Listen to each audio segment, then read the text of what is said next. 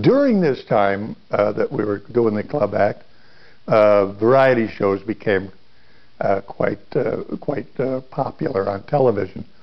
And we did them all. We did about, oh, I don't know, half a dozen Perry Comos. We did 18 Ed Sullivans. We did Jerry Lewis. We did all of these shows, and we did a pilot. We did 2 pilots. We did a pilot that historically is interesting because it was the first pilot ever done on tape.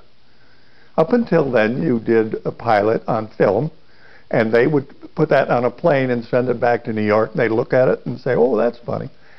But this was on tape, and we had Peter Lawford, Gretchen Weiler, and the Kingston Trio.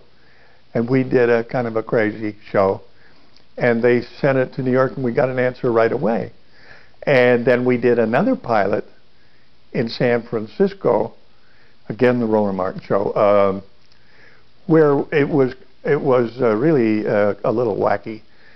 We opened the show getting out of a limousine in front of the theater, and somebody handed me a 25-pound cake of ice. This goes really back to Olson and Johnson.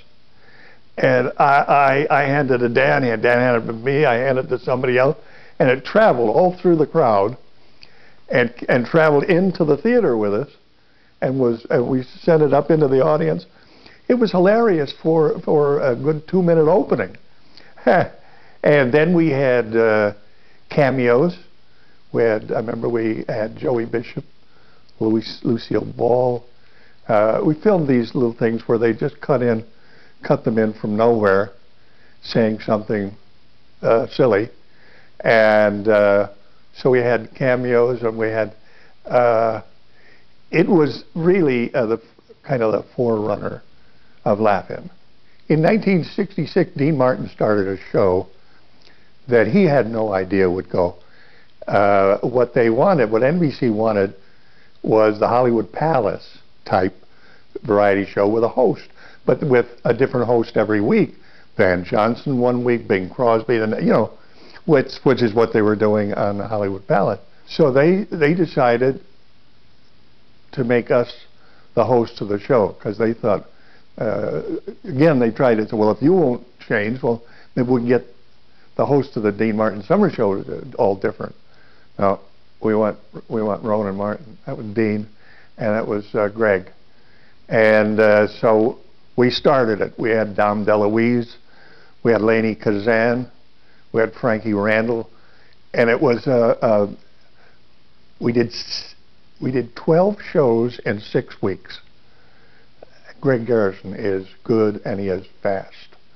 And we did them all before they came out.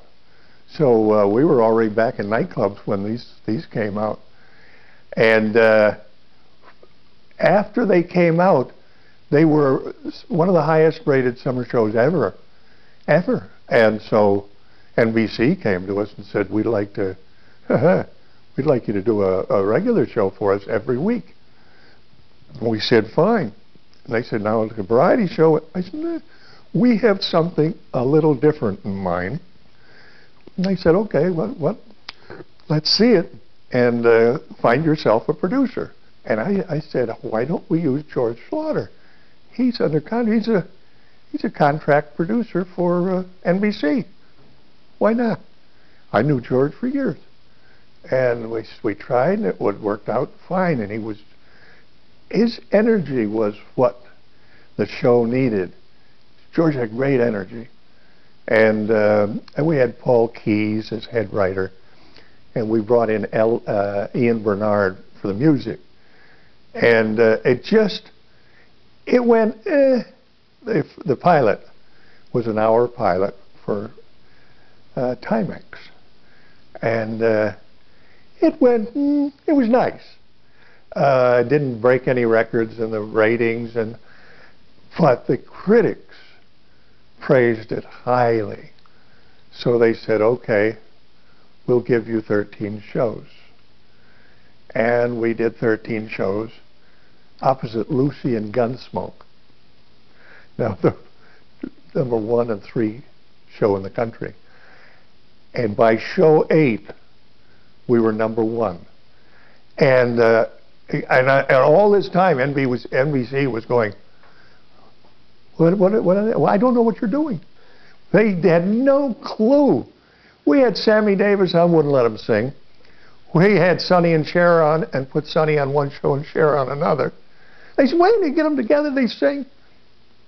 No, we had our ideas. So it just went beautifully. And then, of course, it continued.